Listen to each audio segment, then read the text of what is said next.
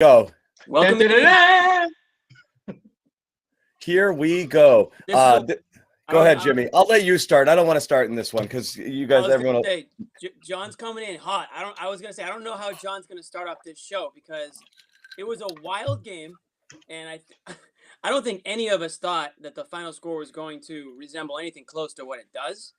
That fourth quarter, part of the third quarter, and then that fourth quarter, it looked like the teams just did a flip, and the Nuggets wanted absolutely. The Jazz wanted absolutely. Yeah, I know you got it. You go back, Jimmy. The Nuggets wanted absolutely. I always mix those two teams. You do what you think is right, buddy. Doesn't matter.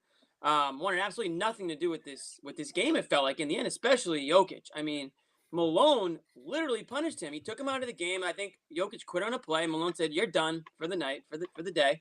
Sat his ass down and just took the L. I mean, it almost felt like that's what he was like.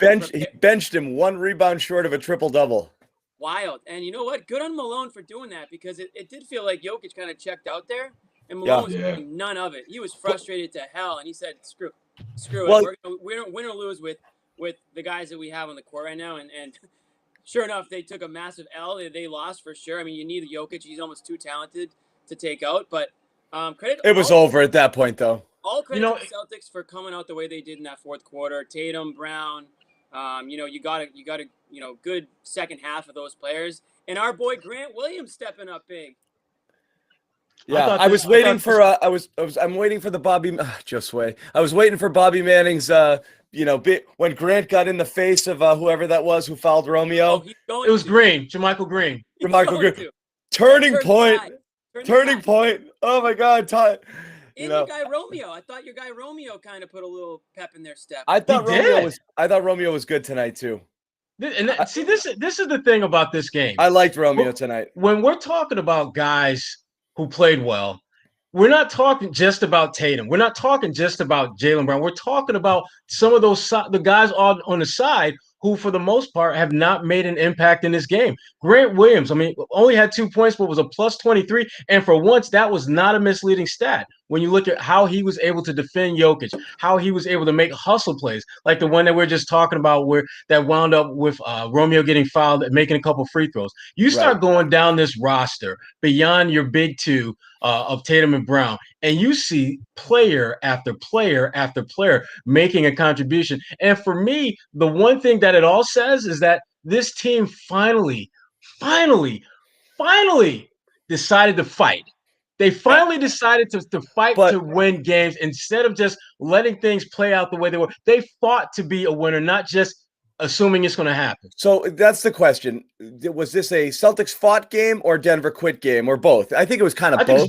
I think it was both. Yeah. I think it was definitely both, but I think it was more about the Celtics fighting than it was Denver quitting because, to be honest, I thought the way the Celtics fought was a factor in Denver quitting. This has been one of the concerns that a lot of people, when they think about the Denver Nuggets making a deep playoff run, have.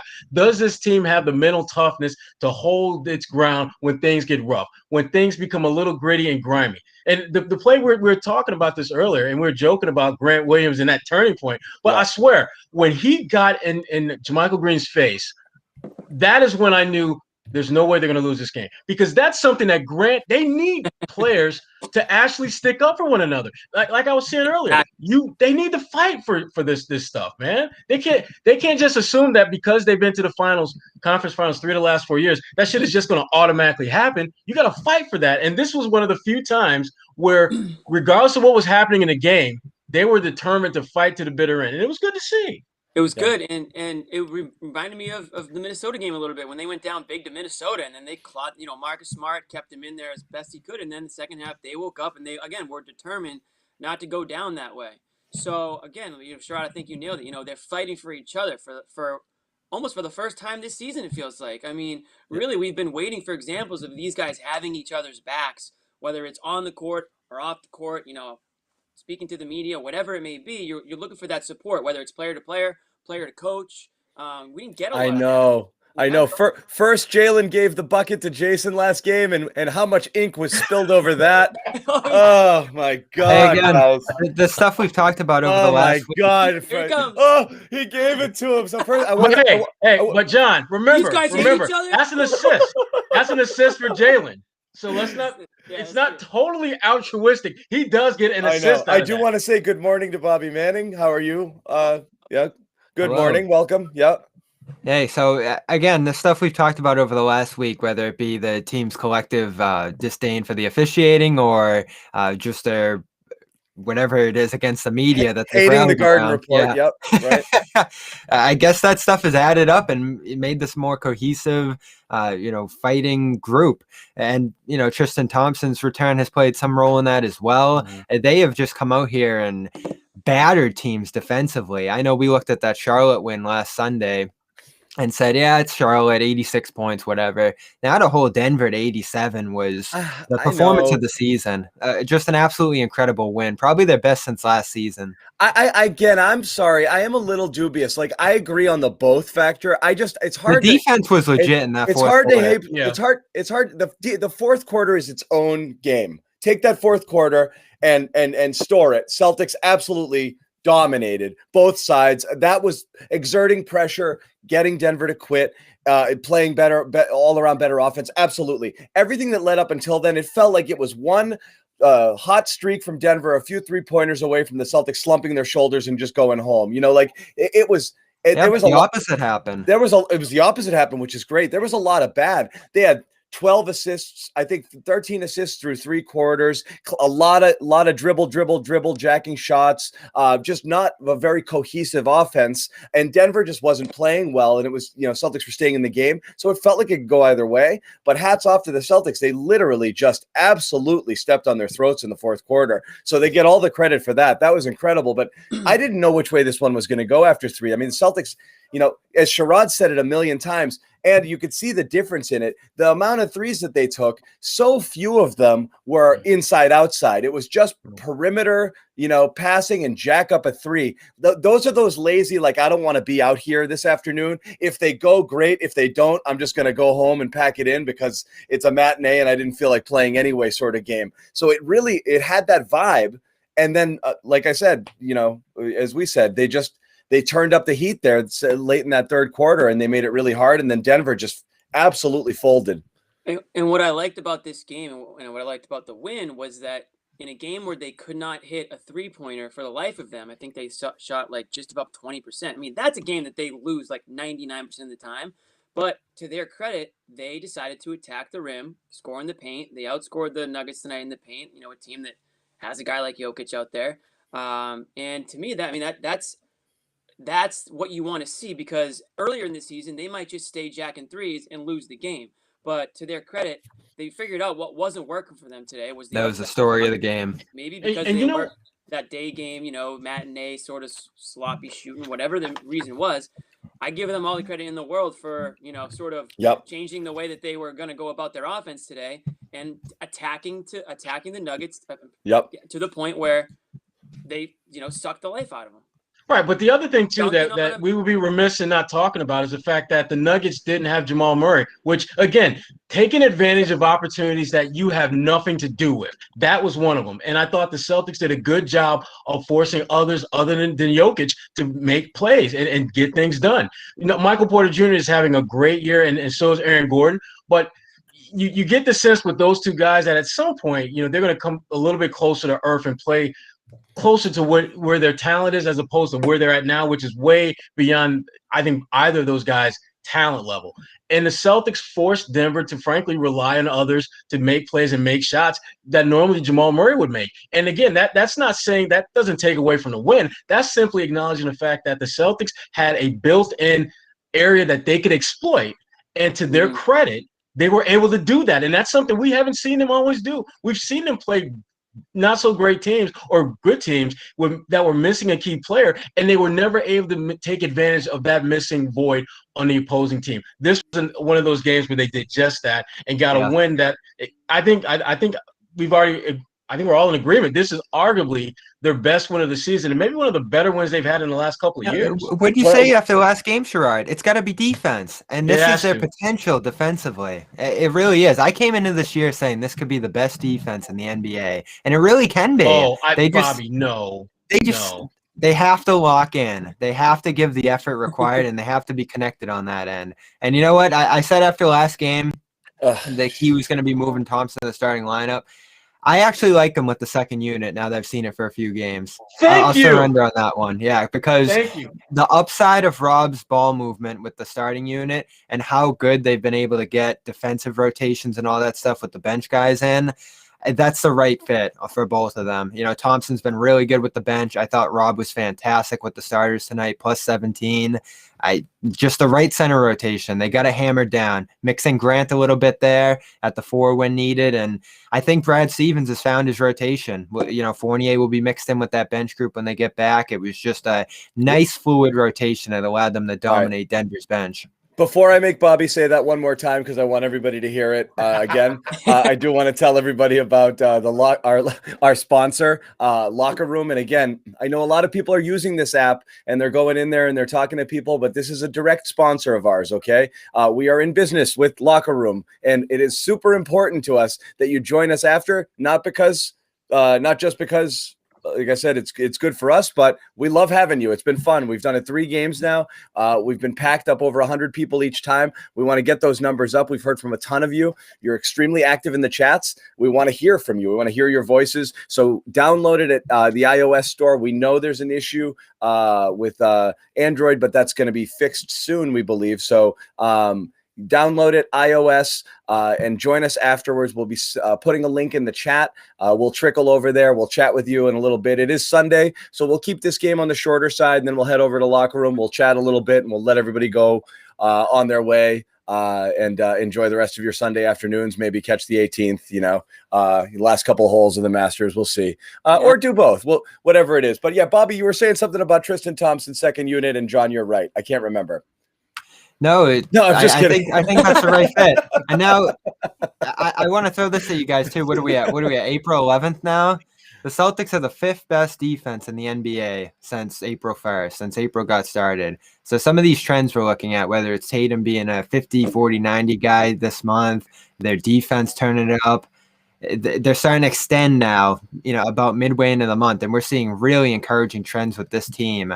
They have the 4th best net rating in basketball this month. They've just been a different team since the calendar flipped. And it's been about getting different guys back. It's been about finding their rotations, obviously inserting Rob into the starting lineup now. I think, what are we talking about now record-wise since that happened? 6-3 or something like that? Rob?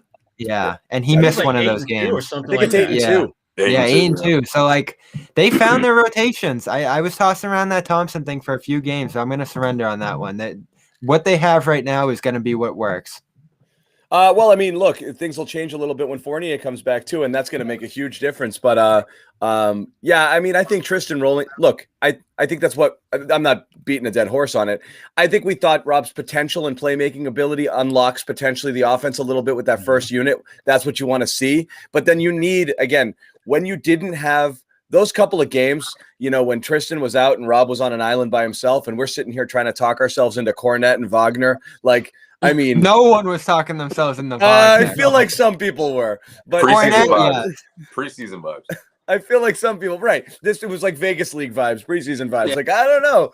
They might have something here. But the value of Tristan, we've been saying about it even early in the year when I was saying he deserves the 3rd most minutes behind Tyson Rob. It was, you still need that guy. You need that banger. You need a guy to come in there and do what he does. And it's perfect. You're right. I love it in there. In that second unit, energy off the bench. It's a perfect bench player, right?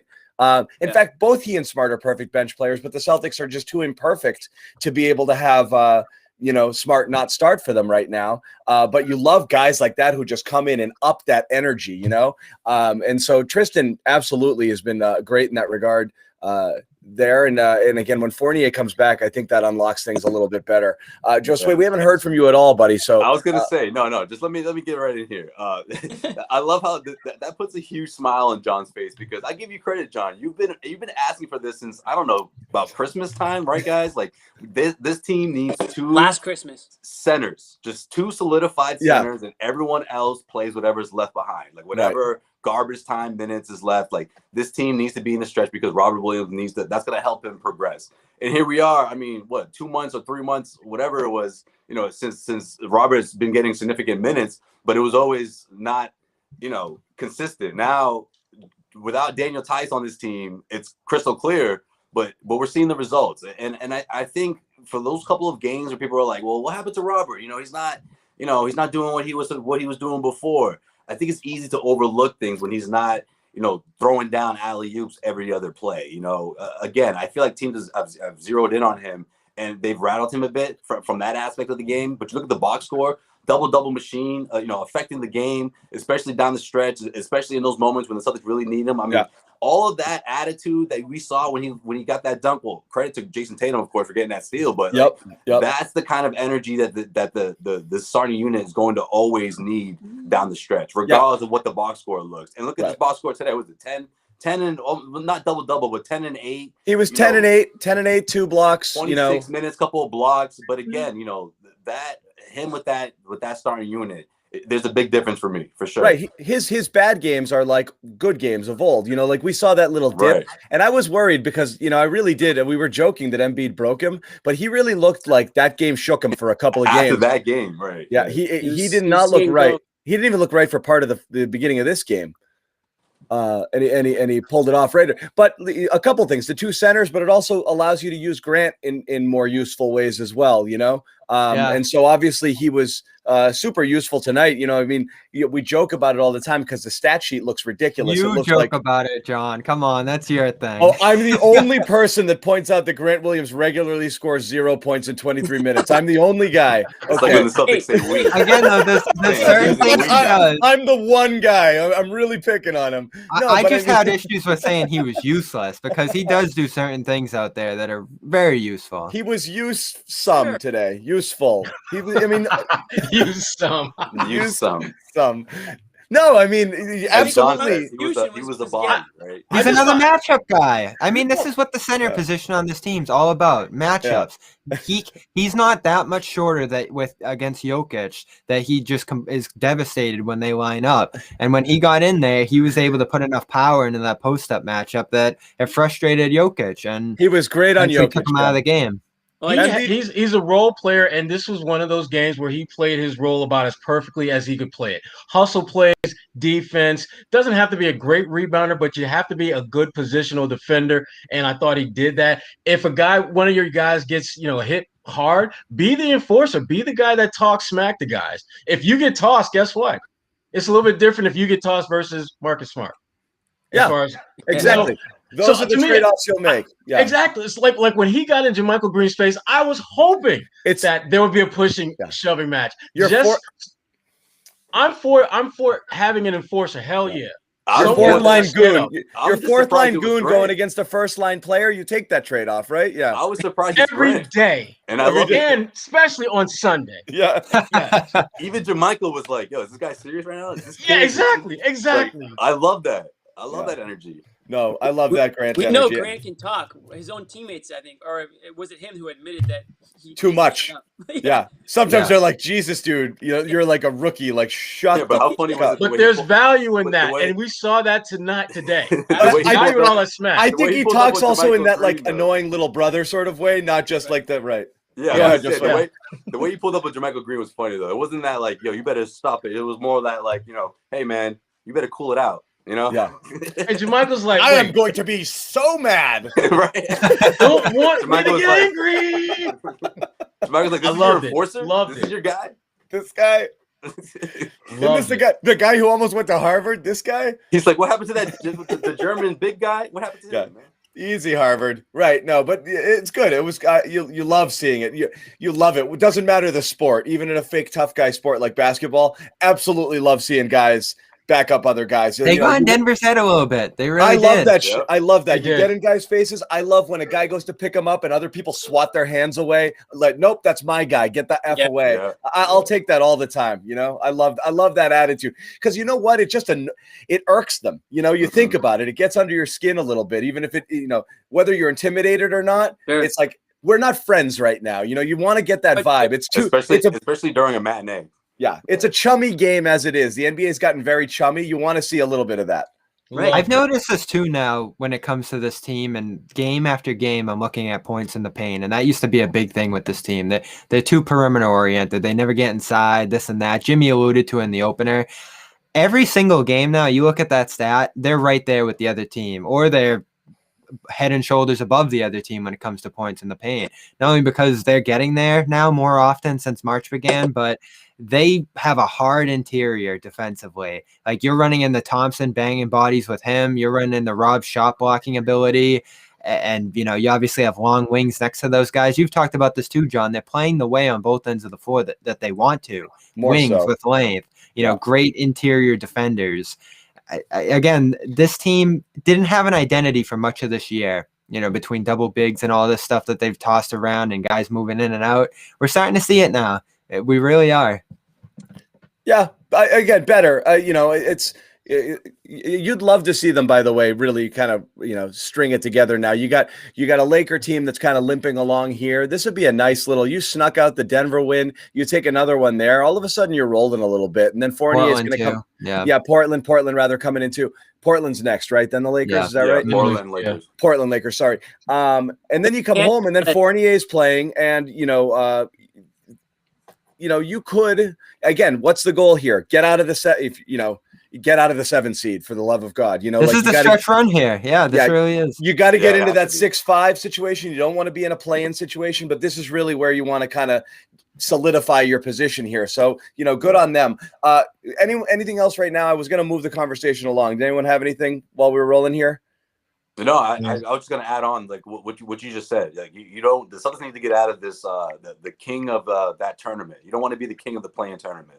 Right. They need to get off of that. So that's how you do that. Anything can happen there. You're in one game and something goes fluky, your season's over. Right. You do not want to be in that position. Yeah. One thing we did want to see tonight heading into this game, because I'm sure like a lot of Celtics fans had, especially with Fournier out with COVID, a lot of Celtics fans had crippling FOMO watching Aaron Gordon and the Nuggets run off. Was it 7 or 8 straight wins? I forget. 8. It was 8. 8, right? 8 straight wins. And, you know, every basketball writer and everybody covering the team or just watching the team is talking about how the Nuggets unlocked Gordon, how he'd been in jail in Orlando. And, now his talents are shining through and blah, blah, blah. And you're seeing the box scores and you're seeing the highlights. And Jimmy's watching YouTube clips of Gordon dunking. And he's all bummed Tatum out. Gave him the business. And then Tatum friggin' poofed it on him. No, I mean, and then I swear, I was in and out. I've got kids. I was running around. I was watching and this and that. And for a moment, the first few minutes of the game up until like first quarter, I had to check. I was like, is Gordon out tonight? Is today too? I didn't notice he existed. Okay. And that's like the worst thing. Gordon playing the role of Grant Williams today was Aaron Gordon. Like I didn't even know he was there, you know, like at all, except the most notable thing he did was get dunked on by Tatum. He was invisible, right? Yeah. Yeah. A non-factor. And so like you feel better about this as a Celtics fan, right? Because you're like, this is the guy I didn't mortgage my future for. Like I can live with that. Especially the way Smart's playing. I mean, that was the tough breaking point. Like, do you want to give up that core piece for this guy who's largely a question mark, at least when it came to his history there, and you can project what he would grow into for years to come. But Smart was the better option, and that's why they didn't do it. Yeah, I mean, part of it, I think, you know, when you're without your starting point guard and Jamal Murray, I think that throws everything off, especially for a new guy like Gordon, who is probably still learning a lot about this team with limited practices. And now he's got Campazzo in there, you know, doing his thing, running around. Like, shout out to Campazzo, man. He's like a ball of energy out there. He's tough, man. Yeah, he's tough. I'm a big fan of him. Yeah. I think that Argentina.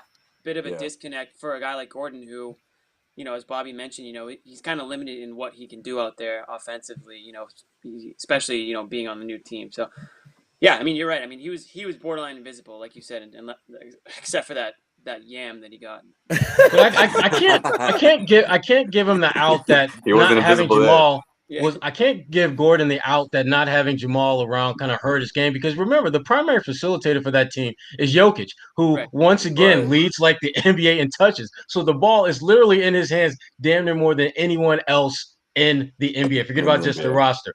I just thought Aaron Gordon just didn't.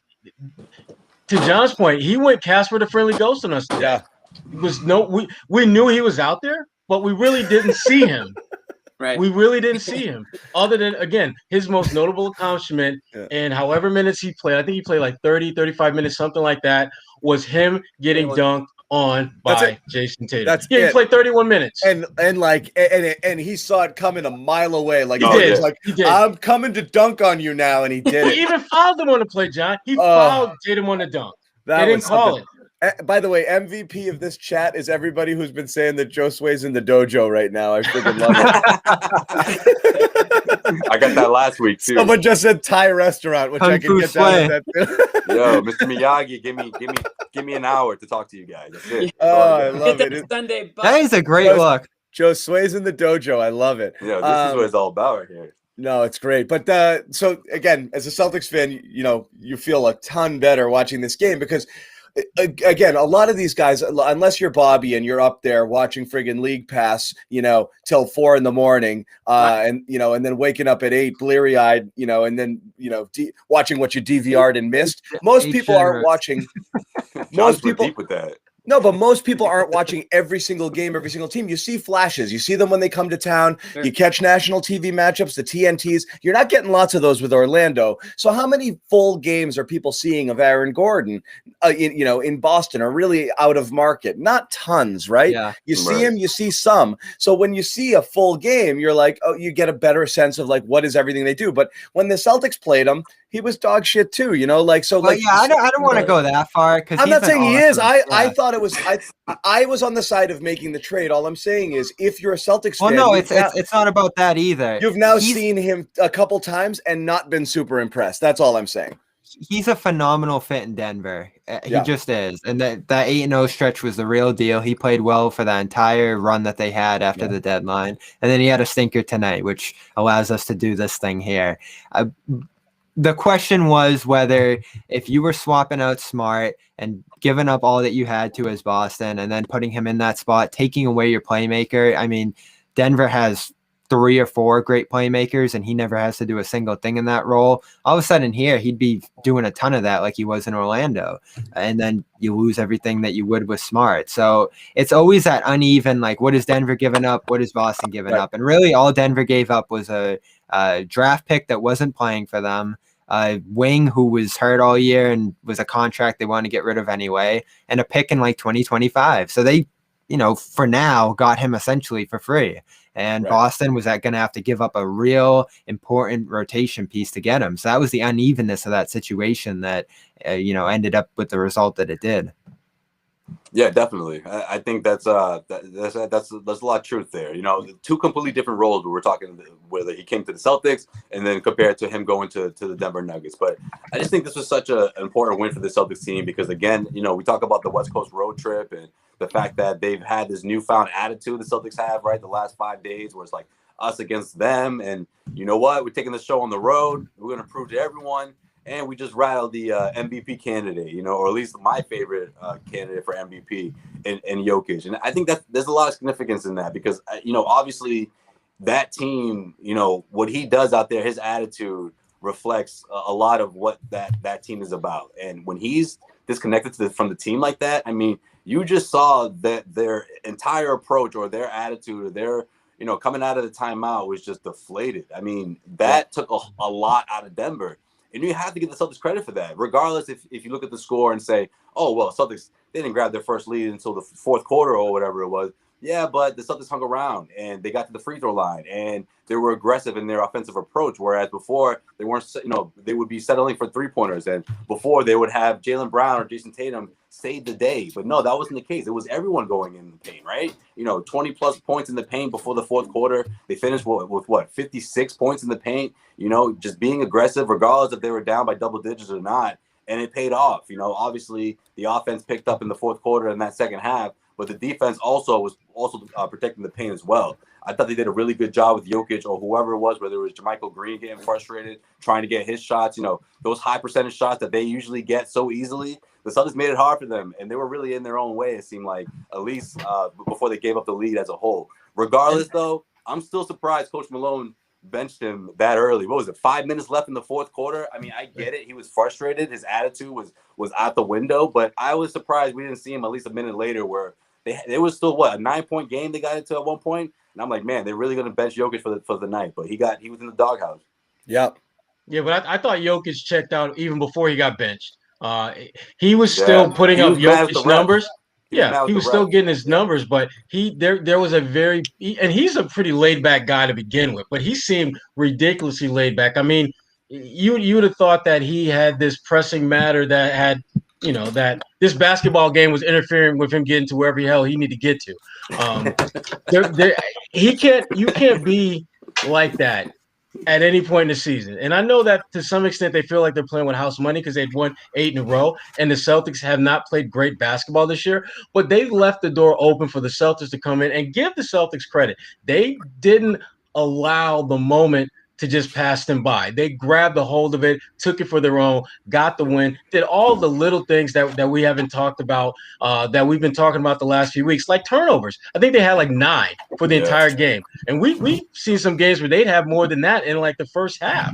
And the fact that when they did turn the ball over, they weren't letting Denver get out and get easy buckets. Denver, I think, had maybe 4 fast break points or something like that.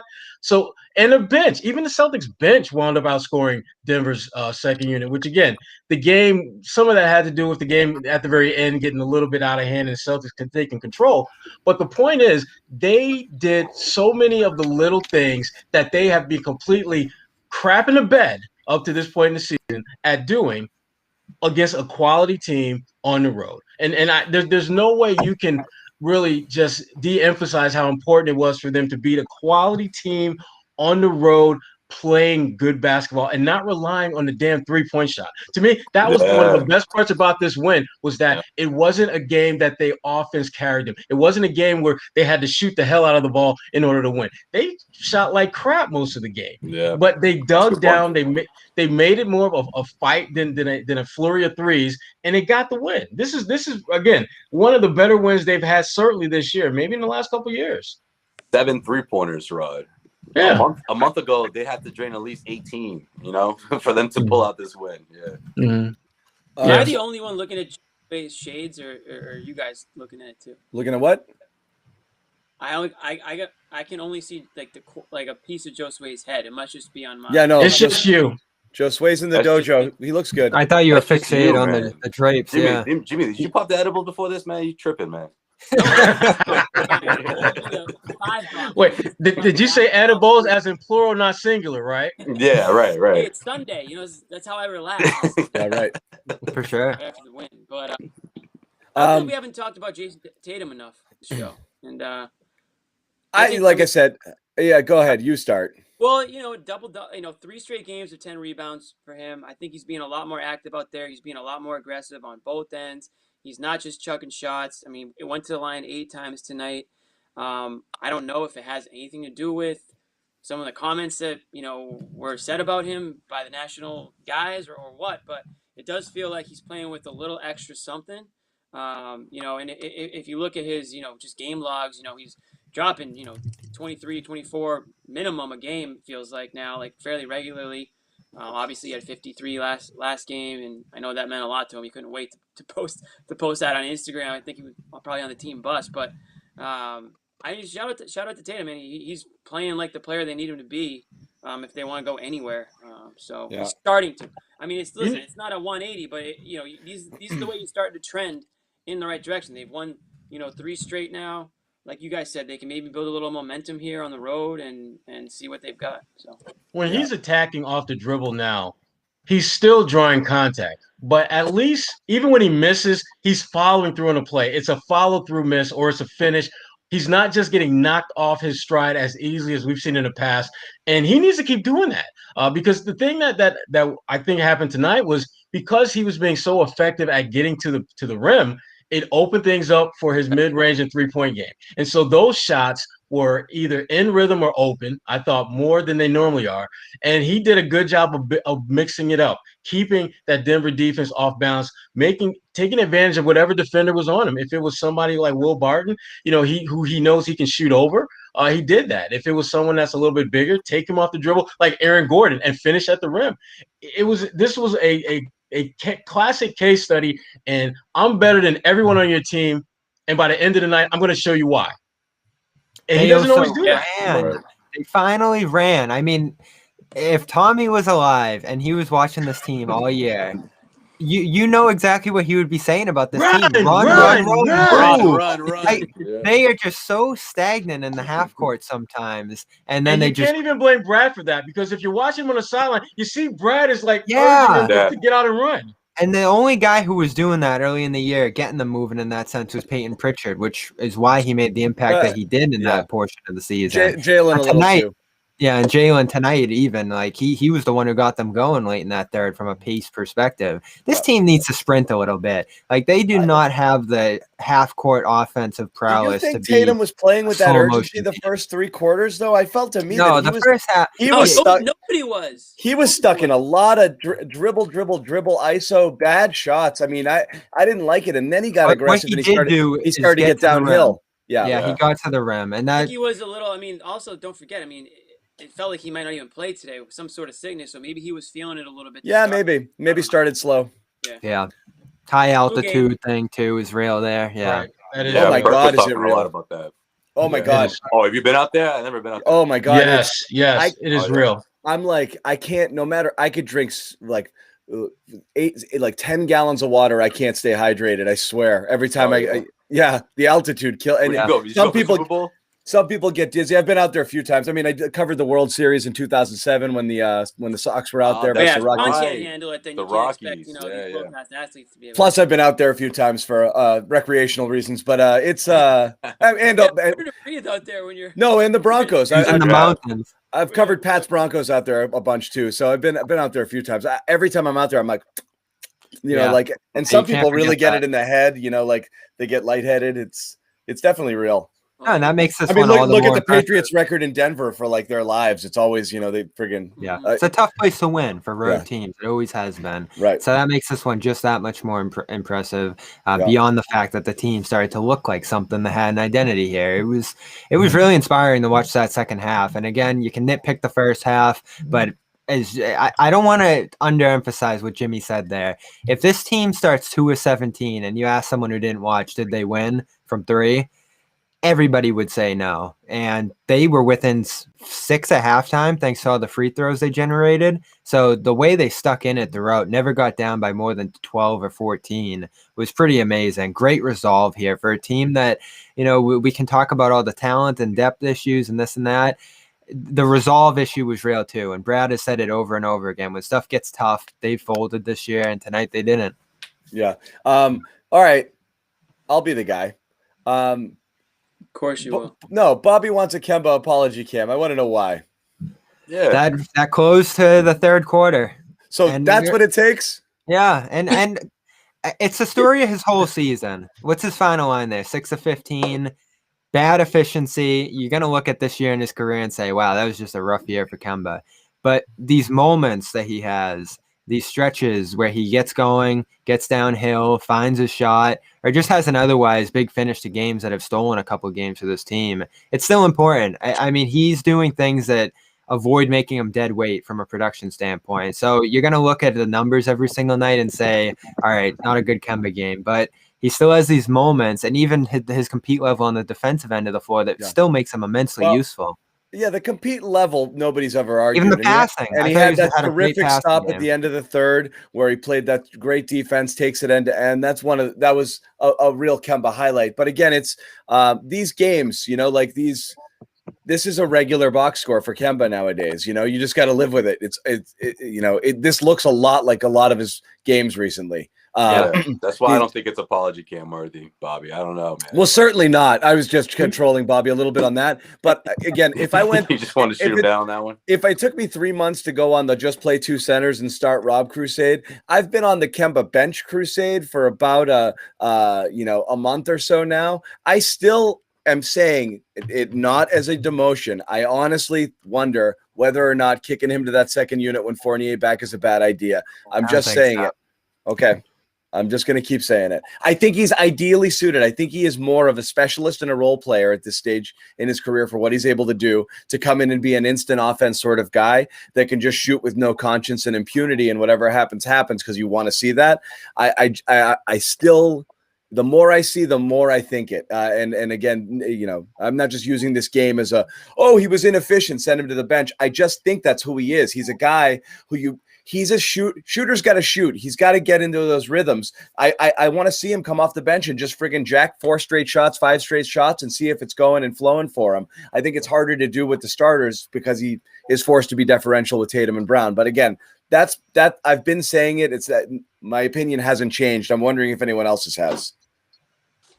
It hasn't changed, but it hasn't changed. Not yet. Sherrod's a no, Josue's a no. No, it's Josue's point that he said from the beginning. They don't have a full bench. Or Jimmy said this too. It's not rec league. They're not bringing in 5 guys off the bench. It's just never. And especially come playoff time, I look at this rotation, and it's going to be, let's say, Thompson and Fournier off the bench, and everyone else is going to stagger for the entire game. Tatum, Brown, and Kemba will probably play full games at this point. I didn't notice this against Minnesota. He played 39 minutes. I know. But look at it. A Tatum Smart Rob, a Kemba Smart Rob starting unit. Just the shooting issues you have there. I know Rob creates some space for guys, but it's just a remarkably inefficient offensive unit for your first unit. So you're almost stuck relying heavily on Jaylen and Jayson there. And I think that's where they fall into bad habits. I really wonder if spreading it out isn't worth it. I honestly, I think it's an obvious move, but it feels like it's taboo to bring it up because everyone's like, you can't bench him. He makes a lot of money. And we were talking about this on the thread. I don't know that matters. Well, I don't think it does. No, I think that to me, the bigger thing that matters, at least to me, is if you go at Fournier in that group, here's the thing. You got to see what that looks like. And we really haven't had that opportunity. And we know that Kemba doesn't play in back-to-backs. I think they've got 3 or 4 more. So presumably Fournier will be in that first group. You'll get a chance to see what that looks like in at least 2, 3, 4 different games. I love to see it. Yeah, I would too. And that gives you at least, it's a small sample size, but it's a sample size nonetheless. Well, he won't. He's going to start Grant or something and keep Fournier in the second unit. You know it, right? And I hate that. I hate that. Yeah. I hate that. Because I think that's, to me, is one of those things that you shouldn't just whip that out in the playoffs for the first time and get a look at when you've got a number of regular season games where you can get a look at that particular lineup and it not be this whole disruption type thing. Kemba doesn't play back-to-backs. He doesn't play. Slap Fournier in there. Move your boy Peyton up to the role that Peyton Pritchard has been in pretty much most of the year as your backup point guard. And see what that looks like. Right? See what it looks like. I don't, and look, if it looks great, guys, then you tuck it away, and maybe you'll whip it out in the playoffs, maybe you won't. If it sucks, guess what? You realize that now before you get to the postseason that's probably not a good lineup for us. It's like me talking to my daughter at the dinner table. Like, try new things, okay? Just try it. Ease. Yeah, you might like it. You might like the carrots. You like all of these ingredients separately. So what if I roll them into a burrito? Like, you'll like it. Like, eat it. It's delicious. I think we'll find out a lot about this. It's nutritious for you. It's so good. We'll find out a lot more about Kemba this week, especially throughout this West Coast road trip. I do think that's very significant. But again, I mean, I talked about this last week. I think a lot of this has to do with the fact that Peyton Pritchard is sort of dried up a bit, his offense at least, his scoring. I think if you had that going on, I don't think John will be asking for this right now. But to your point, to have more scoring off the bench because Fournier is not out there, to mix it up a bit. Yeah, I'm open to the idea, but again, I don't think you don't call it a demotion, but I don't think you would go out and demote Kemba. It's not a demotion. Yeah, but it's a reappropriation. You have to let him, when you think about it as a demotion before you make a drastic move. Okay, let's call it that, right? Let's call it a drastic change.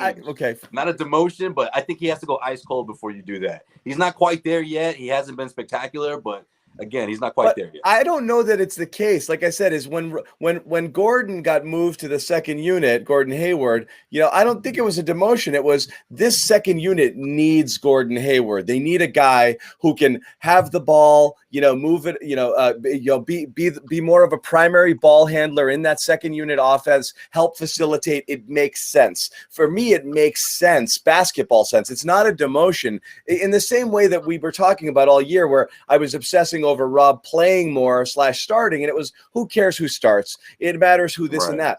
But my point with Rob was, I want to see him with the starters. I think it'll help him. My point with Kemba is, I think it'll actually help him, and I think it'll. It could, yeah. That's why. You almost want to see.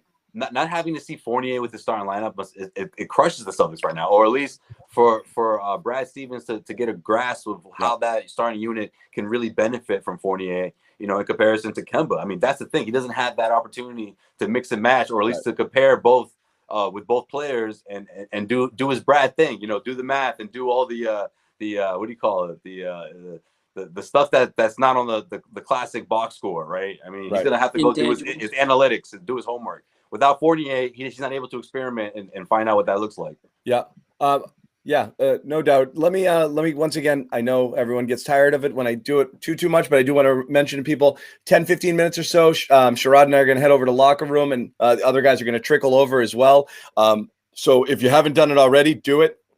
It's a ton of fun. We're just going to continue the conversation, leave a few extra fun nuggets there that we can discuss, with the rest of the gang. But we also want to hear your questions. So people here in the chat who are offering their comments, we love that. But we also love to hear your voices. So again, Locker Room, it's sports only app. It's free. It's an audio situation. You just download it, hop on. Boom, there you are. Request to speak. We put you up on the platform. You talk, and we get to know you a little bit better, and you just join the conversation. It's a lot of fun. So we will be there right after the postgame show. We call it Postgame Overtime. It's a clever name, right? Get it? I like it. Whatever. Postgame OT, like we said, it's the after party, and we will just continue the conversation over there. Guys, moving on. I think, Josue, you were talking, and I cut you off there. No, that was it. I mean, I think Bobby about to chime in here about the whole Kemba. Kemba I was gonna say the other things you have to consider here is fit within the starting defense, which I still think is a good fit, even though there's deficiencies there that hurt him. Those deficiencies would probably be presented a little more sharply with the bench unit, and his passing, which. Another game like this where he's rolling in the pick and roll action and finding guys on the wings, getting Tatum and Brown on cuts. That's become a better attribute of his as he tries to find his fit throughout the flow of this year as well. So there are questions about his long-term fit here. You do ultimately have to decide, where is he going to fit in here if he's staying for 2 more seasons beyond this. I think you get to those when they come. At this point, as I said earlier in the show, the rotations are set. I think they look really good here, and he's still a better fit, I think, with these starters than he would be, trying to lead the bench unit on his lonesome.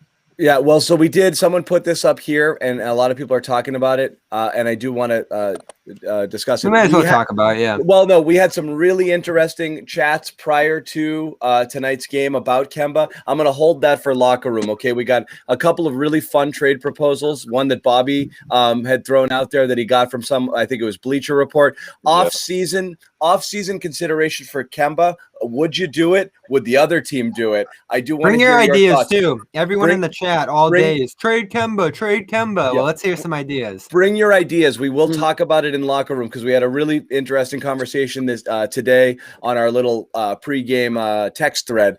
So that's something I want to hold for Locker Room. So we will continue that convo. We did mention again Romeo. I know he's one of my pet projects, but you guys thought he was a little better tonight, right? You're always looking for the baby steps, right? Like we did it with Nesmith, where he does something and you're like, okay, that looks more like what you want.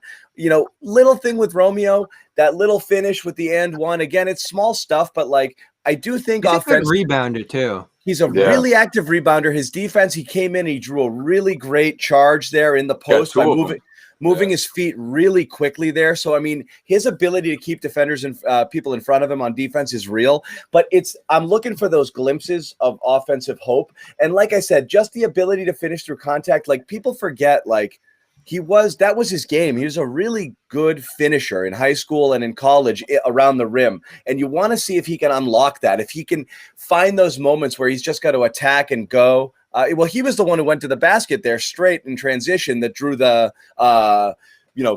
hard foul from Grant. Green. When Grant came in there, right? But you want to see him just go because he can do that. He can get up there and he can finish through contact. He's nifty around the rim. I want to see a little bit more of that. So, but I mean, little baby steps here. I liked what I saw tonight. Well, the big thing that he's doing that I think is really jumping out is his defense. And that's going to get you on the floor every day, any day when it comes to Brad Stevens. Is that Jimmy with the potato chips? Yeah. You already know. I muted him. No, but he's doing all the little things. This locker room has to rest with the bag of chips. Always. Anyone joining locker room? I had to put my headphones in because everyone's don't like, do what Jimmy does. Don't let Jimmy be your locker room role model. Okay, he's your anti-role model. That's what he is. Go ahead, Sherrod. Sorry. No, but Romeo, hey, you might not let you in, John. After that, Romeo is doing all the little things to get on the floor, and we talk about the and one that he had, but remember, you're going to have to live with some not so great moments. Like he had that offensive rebound, kicked it, then he pulled it back out, took a 3-ball. That was an air ball, but the fact that, again, he's involving himself in the offense, little bits and pieces here and there. That's a positive thing to see because they're going to need – he doesn't have to go out and score 20 points, but he can initiate some things at the offensive end of the floor that can help this team. And for him to get more comfortable with that, that's huge for them going forward. Yeah, definitely. Especially for that second unit and just – in those middle quarters where the Celtics have often, really dropped the ball, especially with the second quarter or coming out of halftime where they come out, dry. That hasn't been the case. And I think someone like Langford, he's able to blend in with everyone else. He's not one of those guys that's going to, be a step behind on defense. I mean, he's already proven that he's able to just come in. And of course, obviously, he's not able to play 25 minutes quite yet. He's got to get his legs back after missing the entire season. But, I mean, he's been impressive. I mean, from the very beginning, when he got that big block after being out the entire season, your very first couple of minutes, you check in and you straight up, not even showing much rust. I mean, that's a huge indication of maybe him always often in the gym or just constantly taking notes, And again, I think someone You mean on that block? No, I mean like just being that ready, Yeah. Maybe not the block itself, but being ready and being put in that spot and come up big. And on this West Coast road trip again, the attitude with this team and I didn't even say anything. When was the last time I spoke? Go ahead. We have to prove everyone wrong. I just think Romeo, he blends in with that, and I think a lot of his teammates, that resonates with them. They're like, okay, Romeo, we see you. Those 2 charges in Denver, that's big. I think he's a guy that, again, I mean, Sherrod brought it up. I talked about it last season, like a young Avery Bradley, when someone just came in and he just gets it. I see the same thing with Romeo. That's what the reason I was bringing it up. Anybody see Bridges? That was unreal the other night, and I was like, "That's the guy Romeo blocked with 2 hands." That was maybe poster of the year. Wait, was that today? Yesterday, I think. That was it wasn't today. There was one today. There was. Oh, was it? I don't know if I forget who it was, but there was an unreal dunk today. I'm still leaning towards that Anthony Edwards dunk a couple weeks ago. Also unreal. Man, dunk of the year. That's my dunk of the year so far. There been some good ones the last couple of weeks though, for sure. But that Anthony Edwards could not help but could smile immediately after that. Well, the first thing he did was he looked up at the jump. He's like, I need to see that. Yeah. Everyone's looking their faces around him, just like making the stank face, like the stank face. Yeah. It's good when the opposing bench reacts, and then they're like, I know, right? We shouldn't react, but we can't. Yeah, Bridges was today. Thank you. I want to say real quick. Listen, about Romeo. I mean, he fills their biggest void this season. Was that backup wing guy that everyone's been saying the Celtics needed. Now, obviously, you've got Fournier too, so you might be adding 2 serviceable, at the very least, serviceable players for this stretch run here into the playoffs, which is exactly what the doctor ordered, exactly what everyone said the Celtics needed in the offseason. Instead, they went and they got Thompson, which I shouldn't say everybody. A lot of people liked that signing, including myself. So I'm not going to go back and say, oh, they shouldn't have done it. But it was clear early on that they did have a void there at their position. And then Romeo, it was like, where the hell is Romeo? It was like he was, literally there are conspiracy theories that he was dead. So I mean that's how out of the picture he was. Who started those, Jimmy? I don't know who started those. Really. That was passive voice, huh? Then it was hologram, and now it does appear that Weekend at Romeo's.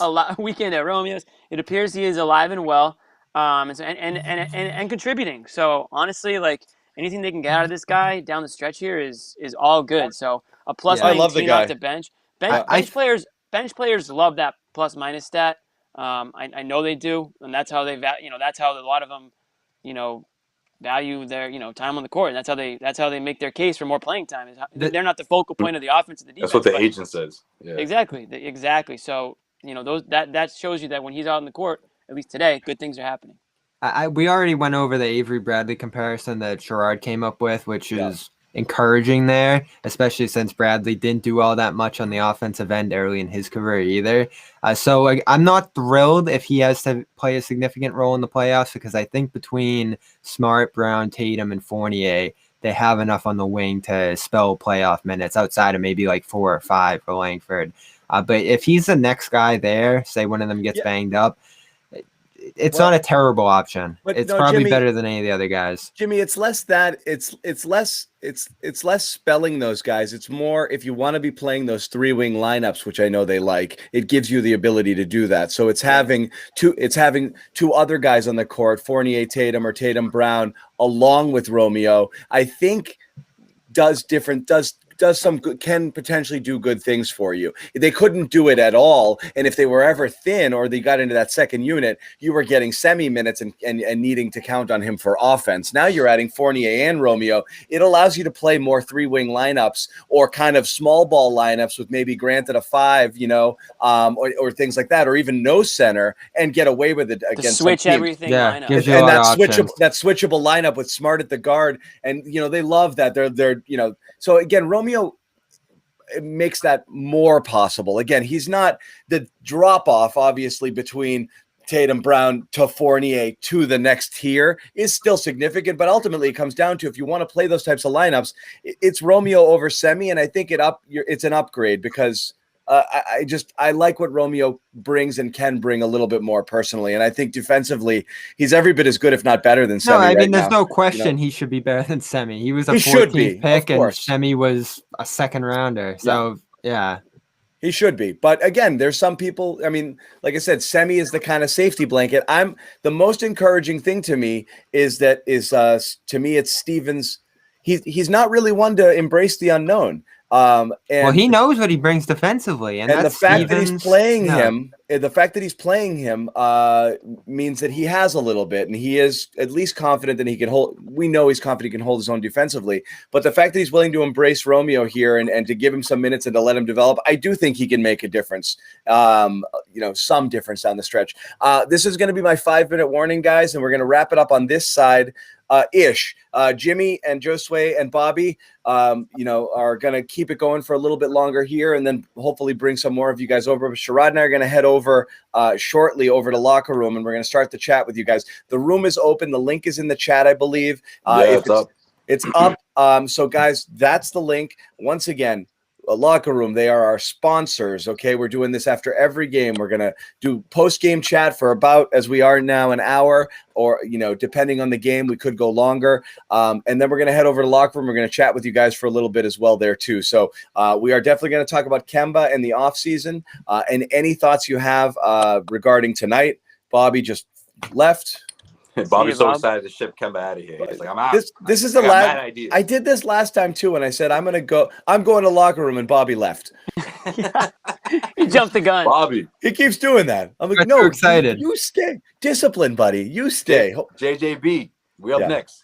He's like Rob. He's just running out there trying to block shots. Like he just wants to just hold your position. Young Rob. So we're heading over there, Sherrod. Before I boot you and you head over, any other thoughts on tonight?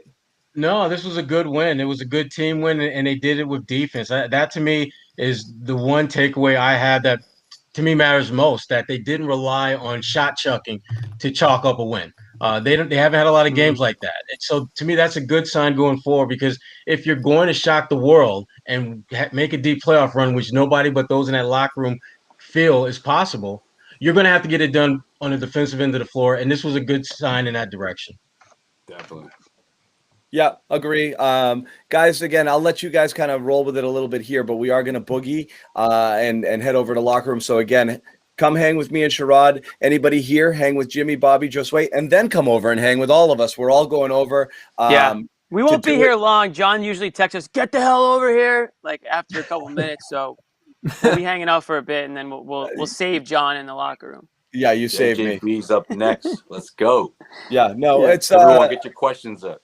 Yeah, I love it. You guys get excited. You get empowered. I get in. Absolutely. We're gonna throw some questions up here too to wrap up our show, and then the ones we can't get to here, we'll bring them on over to locker room. Yeah, and Josue's loving it. Josue's the biggest locker room fan out there right now. Big locker room. I went in the locker room earlier today, and Josue was just chilling in the locker room, just like bouncing from room to room, just like holding. Hey, Jimmy. High five. Yeah. A lot of stuff going on, He came out of the visitors' locker room. I'm like, what you doing over there, bro? It's the CLNS locker room. I know. Again, we're doing this after every game, as we said. So we're going to boogie. Sherrod and I heading out. We'll see you guys over there. Otherwise, those of you hanging out with Jimmy, Bobby, and Josue, come on over a little bit later. We're going to be up for a bit. So, guys, enjoy the rest of the show. Sherrod, let's head out. See you, Boomers. Cool. We'll still beat you over there. I can't figure it out. It won't let me log on. What's my password? It's not working for me. I forgot my password. All right, Bobby. I texted you the Bridges dunk. Do you have it? Can you put that up? Oh, no, I didn't see it, but I'll work on that. In the meantime, we can talk about... He's not going to work on that. Look at him. Everybody needs to see this Miles Bridges I didn't see it. Where'd you send it? From today. It's in a group text. It's in our group text. It's just a tweet that I. Oh, that's gonna be tricky, but I'll work on it. I thought you could just grab the. Oh, you want me to share my screen? Yeah. Yeah. That'll be better. Yeah, do that. Everyone needs to see this dunk today. I think this might be the new dunk of the year. I know that the in real time. Yeah, you got it. Anyways, I'm chilling in this chair all day. Get stuff done here. Josue, where are you? Like a. So this is Asian buffet restaurant or something? It's like an upstairs, like little porch. My parents' place. The feng shui in that room looks unreal. This is where it's at, man. Jimmy, that's a great word for it. That's exactly what it is. When the sun's coming through, it's a nice spot to be at. All right, here we go. I don't know why it's in French, but it is. Anyway, dude, hold on. Nobody look, Bobby. Oh, you gotta zoom in on that. Oh my god, dude, you gotta go big on it, bro. You gotta go big. Pause this. You gotta pause it. Jeez, dude. All right, start over. This is like telling my parents how to work the TV right now. Bobby, start it over. Okay, I think I saw it. Hey. Bobby. What is wrong with this kid? Bobby, are you speeding it up? What are you doing? Can you not hear us? No, I got you. I'm seeing it differently than you guys, I think. You're just ignoring us. All right, this was an epic fail. He said, no, I hear you perfectly. You guys get the pick. You guys get the idea. You guys haven't seen it 3 times already? Come on. We're seeing it. Where's your reaction? It's all like jumpy and poor quality. This did not. He killed the guy. That's all you need to know. And look how Melo Ball looking fresh. Everyone is concerned for Clint Capella. It should be in slow mo every time. What a shame. Injuries suck. That team could have been the most fun team in the East. We've talked about it. If the Celtics kept sunking, they're still pretty fun, man. I don't know. Was that game against the Celtics fun? Well, I mean, last Sunday. They're have now. Presumably gonna get Hayward back, right? I mean, we'll see. I mean, they're kind of close with that 4 weeks or so. You're right, though. I mean, it's tough. Injuries can really. That's why we said, don't. At least I think most of us said, if you're the Celtics, just put yourself in a position to be a tough out because you never know what's going to happen with injuries. I mean, we've seen Embiid already go down this year. Look at the Nets. They're so deep that they can afford That's the break you have to catch. To have a guy go down. But, I mean, if 2 of the 3 of those guys are banged up going into the playoffs, I mean, really, it could be anybody's conference to win. And when the team raises the banner or when they raise the trophy, no one's really thinking back on, oh well, they only made it because of injuries. History will just show who won the title that year, and injuries are part of the game, so it is what it is. I see this too, and someone tweeted this out earlier. Celtics have the 5th easiest remaining schedule, so that helps. They're going to see the Lakers now, presumably without LeBron and Davis at the end of this trip. So the breaks are already coming. They got a huge 7-game homestand that they should have taken greater advantage of than they did. The remaining schedule here isn't going to be that tough. So again, they have to be that 4 seed. You got to get into that 4 or 5. Maybe catch a break with like Charlotte in there or something, or where the other teams floating around that space. Atlanta would be tough. Atlanta would be real tough, but Miami, they'd be pretty tough too. But if you get home court in that series, it becomes just a little bit easier. Yeah, I think that's significant. I mean, look, a lot of these Celtics players, they don't even know what playoff basketball at the Garden looks like, or at least to be on the right side of it. Well, shit, even Kemba doesn't know about that. Kemba's never That's faced the Celtics in the true. playoffs, and he didn't see it last year. He saw what a deep playoff run looks like from the bubbles perspective. But I think even if it's limited capacity, which is probably going to be the case, it's still significant. Look, these guys can hear you. Like some of these fans. The other day, Bobby, right? I'm sure you agree with this. Like, you picked the right time. There's no way the player didn't hear you scream out a particular thing or a really good chant. Like, yeah, it's just you're really connected that way, and also it goes the other way around too, right? Like, so, like players, fans can pick up on what you're saying, and you can, how clever Celtics fans can be, right? Like if they pick up on something from an opposing player that's easy for them to chant about, like that can really get into someone's head easier now, or they can get really personal and say something that's gonna hit you, and you're sitting like 20 rows back, whereas that was impossible, in a regular playoff environment. So I think playoff having home court is significant for the Celtics if they can get it, and of course this stretch is so important. Whether we're talking about that momentum going into the postseason or just the overall confidence of this team. Do you agree with this? Because I don't. What? How What's about that? How about John Smith calling me an idiot and Bobby just being like, "Yeah, I'm gonna post that." John Smith.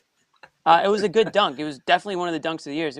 When your name is John Smith, you can pretty much say whatever the hell you want because there's no tracking a John Smith down. There's about 1 billion of them out Jimmy there. just went in. So John Jimmy's Smith. Like, are you talking about fucking John Smith? Easy. You're talking about John motherfucking Smith right now, getting in my grill about Miles Bridges' dunk. That was a good dunk. You couldn't see it because it was in 56K modem that Bobby's running over there. This is the kind of beef we expect. And Bobby never paused it. He just kept looping. Yeah, he was just like, again, it's like trying to explain to your parents, like you just want to watch a replay of something. It's like an all-day affair. Anyways, I'm not worried about Miami if we see Miami. That's a tough first-round matchup. I mean, how can you say that after what we just watched in September? Right. I know, Miami's right? the type of team that has the talent. Team. They have the talent to put it together for a number of reasons this year: injuries, health. I do think they overplayed in the bubble last year. I think everyone can probably agree to that. They aren't the best team in the East, certainly, but they're tough out and they play tough as nails. They play behind Jimmy Butler's sort of style of play and mentality. Bam murdered the Celtics last year. Now they have a new and improved Rob, and it'll be definitely interesting to see that matchup and Thompson.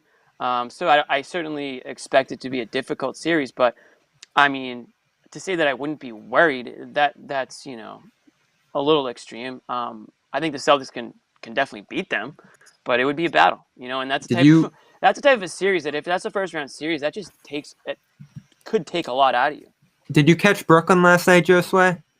I didn't, but I heard about it. Jeez, Kyrie got ejected. They look terrible. Out. Yeah, we can do it. You want to do a Kyrie thing now that John's gone? No. Yeah, they looked awful. Yeah, they looked horrible. Exactly and defensively, they are not fixing themselves on the defensive end of the floor by bringing LaMarcus Aldridge in. After the game, he said he was horrible on defense, and he had to go watch some film about it because he was so bad. The Lakers had no LeBron, no Davis, and they went in there and just dominated them. Andre Drummond was all over the interior, which is a weakness we've talked about. Trez has been killing it. Yep, he beat them up. Ben McLemore came in for LA and had a huge game, and I think it was his first game with them. So Brooklyn, Harden's down. I mean, he'll be back for the playoffs, but he'll probably miss most of the rest of the regular season. Kyrie is now taking a personal absence day on tomorrow against Minnesota. So he's going on a hiatus again, it seems. Has he? Yeah. Didn't he just come back from one of those? Like, I don't get it. It's like the dude plays once a week, or he picks he handpicks the games he wants to participate in. And then something like this, where it's like, yo, your team could really use you right now. Right now, they just took a huge L. And KD dealing with an injury there for a little bit. So again, I thought Brooklyn was unstoppable coming into this year. They make that trade, they got even better. But there's still those question marks with them, like from a mentality. Me, it's just health. It's even just physical, yeah. If they can stay healthy, I still think they're damn near impossible to beat out of the East. Now, who they end up playing with again in the West is another story. But talent-wise, I mean, the NBA has always been about talent more than anything, and these guys are about three of the most talented players in the NBA. Very rare. It's definitely the team you want to avoid round one. Very rare to get a team of players together like that. I mean, it's happened a few times, but this is the type of a team that if they can stay on the court, there's really no reason to bet against them. So it's gonna be difficult for sure, and I think everybody realizes that. But health is the great evener out there. So we shall see. And Kyrie sent out a tweet that seems to be possibly the reason he's stepping out of the lineup again. I can't read his mind, so I'm not even going to pretend to. So locker room. Did he do it in the Star Wars font, or he did it regular? Wait, Kyrie's not playing? Is that what you said? Yeah, he's taking a personal leave again. Oh, I missed that. My bad. I didn't see that. Yeah, he got ejected last night. He sent out a tweet about the situation he had with Dennis Schroeder, and then it was announced today that he's not playing tomorrow for personal reasons. So we'll see where that goes. Schroeder got him big mad. Oh, Kyrie. Yeah, Schroeder. I'll tell you what. Schroeder tends to pick a lot of. I mean, I know him and Rondo have gotten at each other's throats over the years. And well, that's like his. He seems to get under the skin of a lot of people. Schroeder. Yeah, he like modeled his game after Rondo, and I remember that way back. Yeah, I think he was a teenager, or at least during the Celtics run, that era, the Big Three era. He loved all of that. From Rosie. I don't know. Did he grow up in Germany? I don't know if he grew up in Germany, but he did. Yep. He grew up in Germany, right? Yeah. So he used to take in all those games. He said as a teenager, he said he was just fascinated by Rondo from day one, from the first time he watched him play. Yeah. And man, he has quickly become one of the most underrated players in the league. He's probably going to be one of the top free agents this offseason. That was an underrated signing by Lakers. I love that. I feel like Bobby. I feel like maybe you didn't like that signing that much. No, it was a trade. It was a steal of a trade. They gave up Danny Green and maybe like a set because they lost Rondo and they basically replaced Rondo with him, which is after that they let Rondo younger Rondo, right? So. That was the move of the offseason for sure. And they'll have to keep him now. He declined an extension with them. He's going to go to free agency. So we'll see. He wants upwards of $28 million a year. So we'll see if he gets that. But he declined about 20 from them. So he's betting on himself. He should have been the sixth man of the year last year with Oklahoma City. He was great there too. He's been around a while. I can't think of a resurgence for a guy like this late in his career. He was with Atlanta forever. We remember those battles. So Lakers are still tough. We'll just see with them too. When you think about these teams in the West, who catches a health break here? Is LeBron going to be back in form when he comes back? Davis. I guess they're coming back in 2 to 3 weeks now, so they'll be ready for the playoffs. But Davis in particular, I'm looking at and saying Achilles injury. That's a scary one to hear and deal with in the middle of a season. So feels like this is a wide open year for anybody really. So still, you look at the Celtics, they're probably not a championship team, but who knows what kind of breaks they catch along the way. Yeah, I mean, listen, the Celtics that started the season certainly weren't. I mean, if they can continue to slowly turn things around, who knows? I mean, the playoffs are far enough away where really anything can happen. They certainly need the momentum to change, and it seems to be starting to. And like you say, you get Fournier back, and if they can stay healthy and sort of rally together, and if they want to make it, them against the world, then great. That's how it should be. That's how they should feel. They should be rallying on each other. The Grant Williams thing today was minor, but it was a sign of like that team unity aspect. That's locker room B probably sticking together out there. So maybe they're setting the tone a little bit. So good to see. Anyways, we can bring this over to locker room now. I think. You guys have iOS, great. Download the app. Come hang out with us. If you don't, go over to the Apple Store and get it. No, I'm just kidding. Hopefully they'll have the Android app out there soon. Epic Game up. No. Yeah. Hopefully they have iPad. Yeah, grab your iPad. Do what you got to do to get on Apple, and hopefully more people will be able to access it soon. So we'll see you over there. I'm sure Nick, Sherrod, and John are just beginning to talk now, 20 minutes later. So Yeah, they're we'll just go firing save the it up. day. All right, See boys. you guys. We're back on Tuesday at 10 o'clock, late night. I don't know what. Oh, yes, sir. I promise you I will not be on that show, so you guys crush it for me, okay? Portland All right, Trailblazers. That's gonna be a good game. Then a big Lakers game on Thursday. So we'll see you guys for that back here. Subscribe to YouTube, all access, right. all that stuff. Stay up with us. Podcast We'll be streams up. as well. All right.